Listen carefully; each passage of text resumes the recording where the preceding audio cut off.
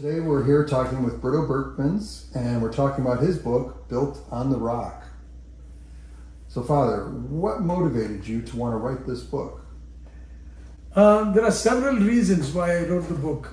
First of all, even as a young priest, somehow I felt that I should study marriage and relationships because I saw so many couples that needed help, and somehow through a series of serendipitous circumstances, I was thrust into a premarital counseling program like the Pre-Cana when I was in Milwaukee going to school at Marquette.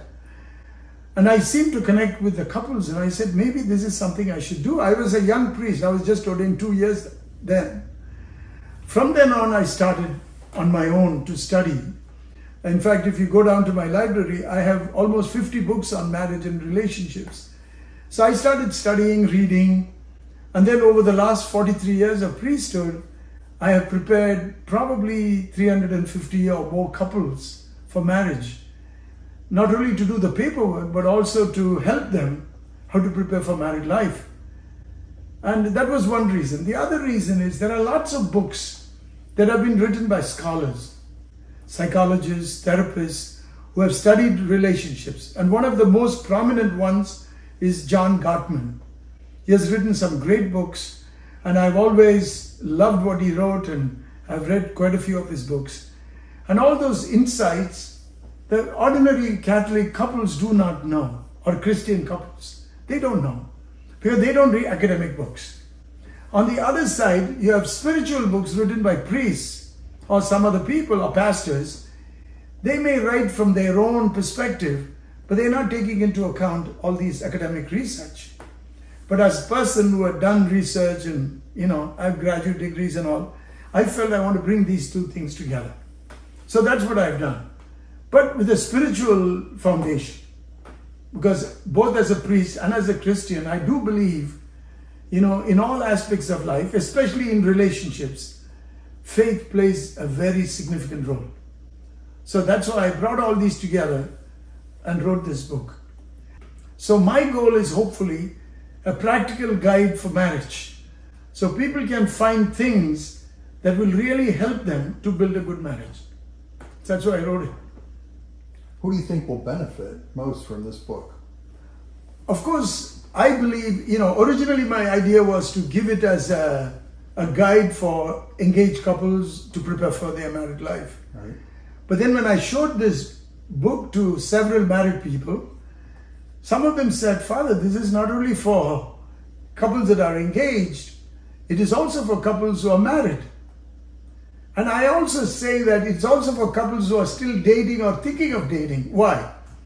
Because I think in our society and culture, we have learned a lot of not very helpful things in relationships. For example, how to argue, how to resolve conflicts. People don't know. They do some terrible things in arguments and damage the relationship. So for example, in one chapter I've given what are the building blocks of healthy marriages, healthy relationships.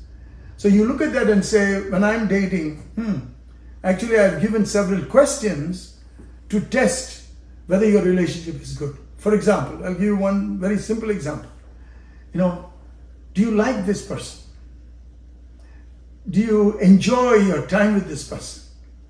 Do you look forward to being with this person? When you're not with this person, do you miss them deeply? Or you don't find the person funny anymore? It becomes a burden to be with a person. Then why the heck are you still in that relationship? A simple question. Or do you feel trusted completely by this person? Are they always raising doubts and questions that you have to justify your words, your actions, your behavior?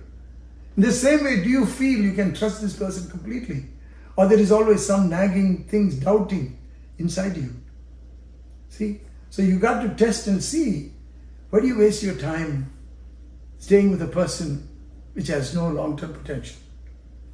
So I think it'll help also couples that are dating, engaged couples, married couples too. Well, for the married couples, I know my wife and I benefit not only from your preparation for marriage, but also for people who are currently married. You've got ideas in the book and suggestions on how they can rekindle that and keep that love alive, Right. and bring God into it. Oh yes, yes. I mean, I have a whole chapter on biblical insights for a healthy marriage. People don't think that the Word of God has so much to teach us, even with regard to this very concrete thing in our life called relationships. God has some great insights. For example, the need for humility, because the lack of humility causes so much problem in marriage. Because most of our fights and disagreements is because of egos. The unwillingness to forgive is because of egos. A lot of things. So to help us to be humble, I think that will be very helpful in the marriage. Absolutely. What do you hope people will take away from reading the book? I'm hoping a couple of things. One, of course, I want them to realize that the best marriages are those that are built on faith and spiritual life.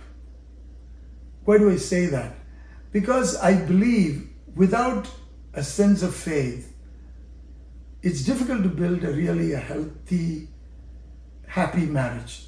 Let me give you some example. For instance, by nature we are selfish. We want to take care of ourselves. But in marriage you got to do the opposite. You got to forget yourself, think of the other. It is our faith that teaches us that. Where Jesus says in the Gospel of John, there is no greater love than this, than for someone to lay down their life for their friend. When you get married, you're marrying your best friend. So I feel that sense of faith. For example, forgiveness. Forgiveness is a gift. You give it because you love this person. And you never stop forgiving because the God who forgives me never stops forgiving. So a sense of spirituality and faith will help you to nurture a relation that is lifelong. What will couples find in the book?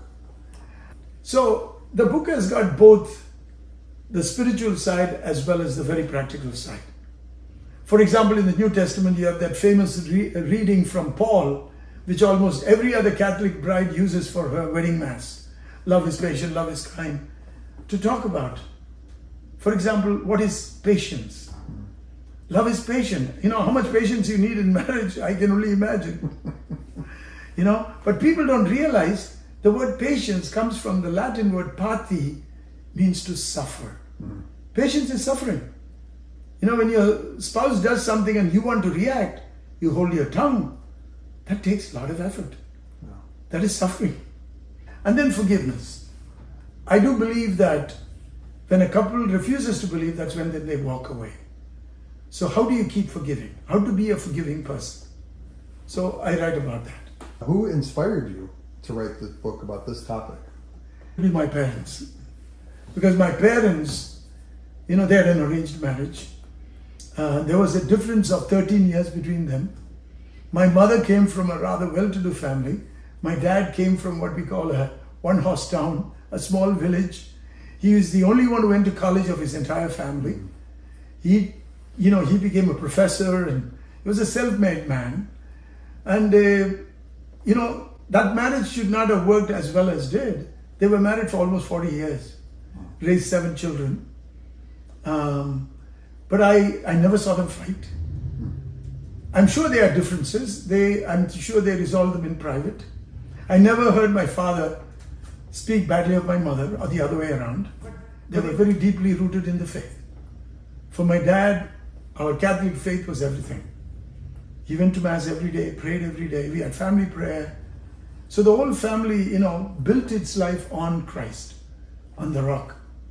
Several couples that I prepare for marriage used to tell me, Father, you should put these talks down into a book. So that's what I did. So I thank all those couples who encouraged me, and I dedicate this book to all the couples that I've married over the years. I have no doubts that you're going to bless a lot of people through it. I hope so. I hope many people will benefit from it. That's my hope. Awesome. Thank you, Dan. Thank you. All right. God bless you.